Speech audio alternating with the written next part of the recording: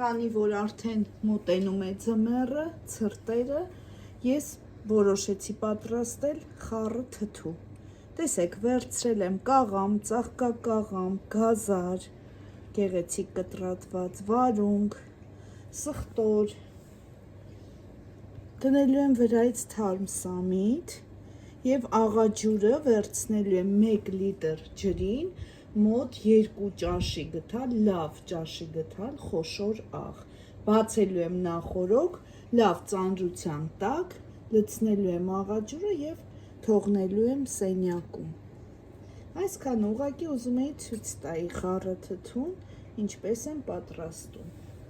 Եվ չեմ կտրատում շատ մանր, տեսեք ինչ չափերի է, այսպես ավելի գեղեցիկ է ստացվում։